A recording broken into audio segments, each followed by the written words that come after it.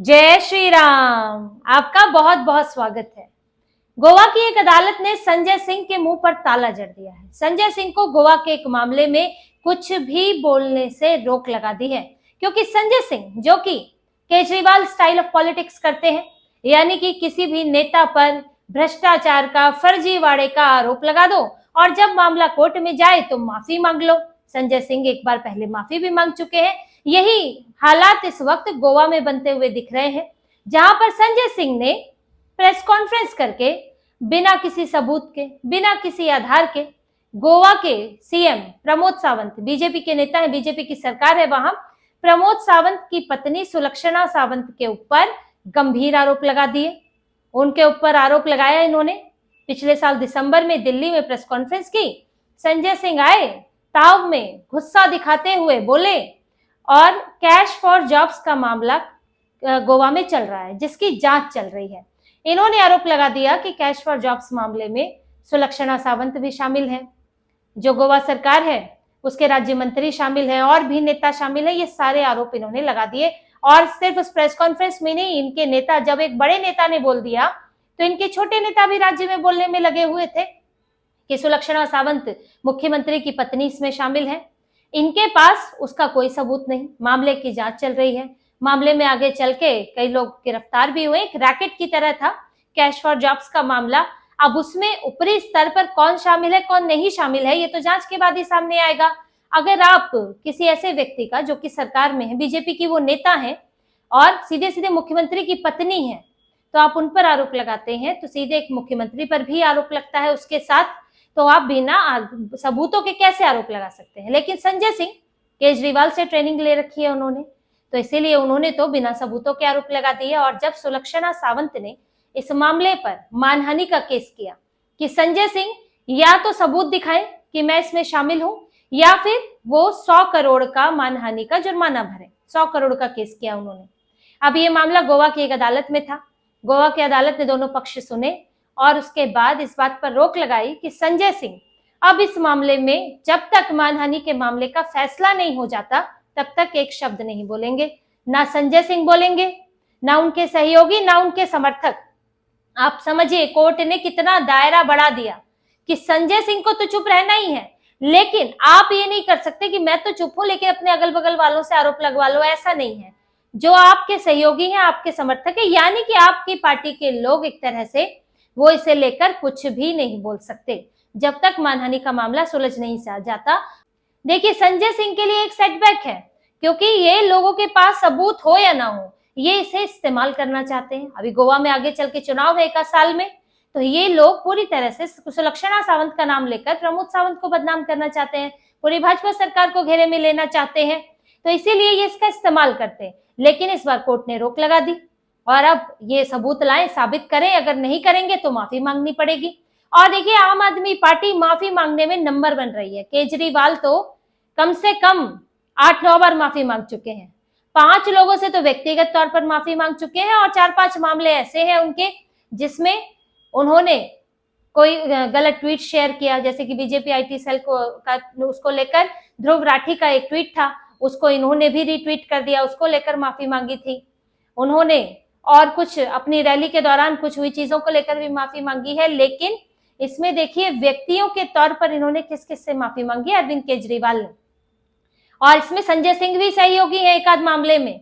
सबसे पहले अरुण जेटली पर इन्होंने डीडीसीए में भ्रष्टाचार का आरोप लगाया था और अरुण जेटली ने इनसे कोई पैसों की मांग नहीं की थी। इन्होंने कहा था माफी चाहिए। और उसके बाद क्योंकि इनके पास सबूत नहीं थे, तो अरविंद केजरीवाल, संजय सिंह और आशुतोष, जो अभी इनकी पार्टी छोड़ चुके हैं, पहले लंगोटिया यार बने हुए थे और अभी वरिष्ठ पत्रकार खुद को लिखते हैं, उन्होंने भी माफी मांगी थी इस आरोप को लेकर, क्योंकि उनके पास सबूत नहीं थे। इसके बाद इन लोगों ने नितिन गडकरी से माफी मांगी है, उनके ऊपर भी आरोप लगाए थे भ्रष्टाचार के, जिस पर अरविंद केजरीवाल ने, इसमें संजय सिंह का नाम नहीं है, ना ही आशुतोष का, अरविंद केजरीवाल ने माफी मांगी। इन्होंने विक्रम सिंह मजीठिया से माफी मांगी। अरविंद केजरीवाल ने ड्रग्स माफिया कह दिया था। कपिल सिब्बल पर भी भ्रष्टाचार के आरोप लगाए थे, कपिल सिब्बल और उनके बेटे पर, उस पर भी अरविंद केजरीवाल ने माफी मांगी है। अवतार सिंह भड़ाना, उनसे भी अरविंद केजरीवाल ने माफी मांगी थी। तो ये आम आदमी पार्टी में माफी का सिलसिला जारी है।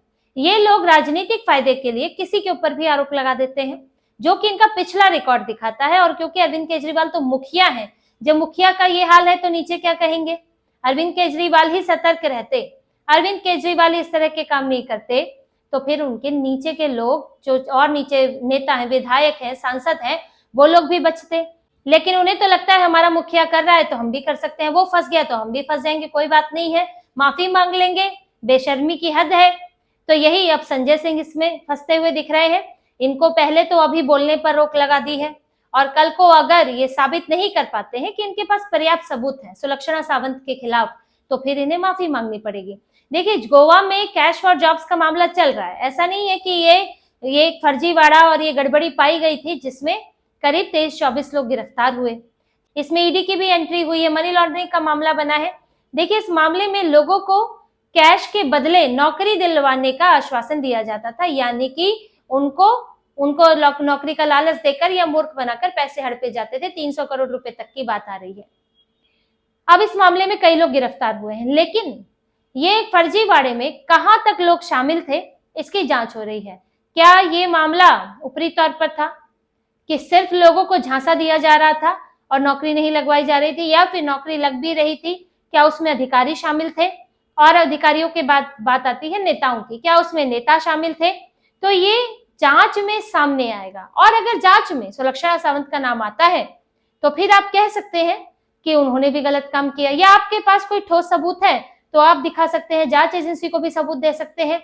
लेकिन जब तक उनका नाम नहीं आया या उनके करीबियों का नाम भी नहीं आया अभी तक, तो जैसे सुलक्षणा सावंत का नाम आ जाए तो प्रमोद सावंत फंस सकते हैं, क्योंकि वो मुख्यमंत्री की पत्नी है, एक ही घर में रहते हैं, तो शक की सुई तो जाती है। लेकिन जब करीबियों का नाम भी नहीं आया है तो फिर ऐसे में आप कैसे सवाल उठा सकते हैं? तो इसी को लेकर संजय सिंह से अब कोर्ट सवाल पूछेगी, और अगर वो साबित कर लेते हैं तब तो सुलक्षणा सावंत का मुकदमा खारिज हो जाएगा, मानहानि का मुकदमा। लेकिन क्योंकि सुलक्षणा सावंत ने 100 करोड़ मांगते हुए मानहानि का मुकदमा किया है, तो कोई वजह रही होगी, क्योंकि अगर उनका नाम होता, उनके खिलाफ सबूत होते, तो वो खुद ही पीछे हटती, इसको राजनीतिक बयान कहकर खारिज कर देती कि क्यों उस पचड़े में पड़ेंगी जिसमें फिर खुद की भत पिट जाए। तो उन्होंने अगर केस किया है, अमूमन जो केस करता है वो सोच समझ कर केस करता है।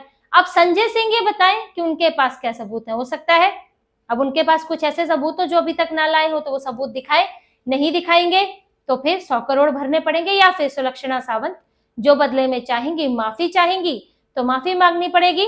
तो संजय सिंह अब दोबारा से केजरीवाल के नक्शे कदमों पर चलते हुए नजर आ रहे हैं, और इनकी पार्टी का यही तरीका है, झूठ बोलो, गलत बयानबाजी करो, भ्रम फैलाओ और फिर चुनाव में फायदा उठाओ। ये इन्होंने कई जगह ये पहले कर चुके हैं, अब भी यही तरीका अपनाने में लगे हुए हैं, और बल्कि इन्हें कई और नेताओं से चेतावनी भी मिल चुकी है। अभी हाल ही में कपिल सिब्बल ने फिर इन्हें चेतावनी दी थी। ये लोग सोनिया गांधी और राहुल गांधी को लेकर नेशनल हेराल्ड मामले में कई बातें बोल रहे थे अरविंद केजरीवाल, जिस पर कपिल सिब्बल ने कहा कि आपको ऐसी बातें बोलने से बचनी चाहिए, पहले भी आप ऐसे मामलों पर माफी मांग चुके हैं, मामला कोर्ट में जा चुका है, ये बोला। इससे पहले हिमंत बिस्व शर्मा भी इनको चेतावनी दे चुके हैं, क्योंकि उनकी पत्नी को लेकर भी ऐसे ही आरोप लगा रहे थे, तो उन्होंने भी बोला कि अगर आपके ये आरोप जारी रहे तो फिर आपको कोर्ट में सामना करना पड़ेगा मानहानि का। इसके बाद से अरविंद केजरीवाल हिमंत बिस्व शर्मा या उनकी पत्नी के बारे में उनके बयान दिखने बंद हो गए हैं, वो इस तरह से उनकी पत्नी को टारगेट नहीं करते हैं। तो ये जो पार्टी है, देखिए इनके साथ ये है कि एक तरफा बोलते जाओ, अगर सामने वाला कोई अगर सख्त कदम उठाता है तो चुपचाप माफी मांग लो, नहीं तो जो चल रहा है वो चल रहा है, लोगों के दिमाग में झूठ भर रहा है तो भरता चले, हमें तो बस वोट मिल जाए। लेकिन इसका खामियाजा तब भुगतना पड़ता है, तब आपको बेइज्जती करानी पड़ती है अपनी, जब आपके आरोप कोर्ट में ठहर नहीं पाते और आपको माफी मांगनी पड़ती है। आगे इस मामले में क्या होगा ये तो आने वाले समय में पता चलेगा, लेकिन फिलहाल संजय सिंह सुलक्षणा सावंत के बारे में चुनाव के दौरान कुछ भी नहीं कह पाएंगे, कोई बयान नहीं दे पाएंगे। कैश फॉर जॉब्स पर बोल सकते हैं, लेकिन सुलक्षणा सावंत उसमें शामिल है, ये बात संजय सिंह उनके सहयोगी नहीं बोल सकते। तो इसी तरह की और खबरें और विश्लेषण आपके लिए लाते रहेंगे, हमसे जुड़े रहिए, सब्सक्राइब कीजिए, कमेंट कीजिए। बहुत बहुत धन्यवाद। जय श्री राम।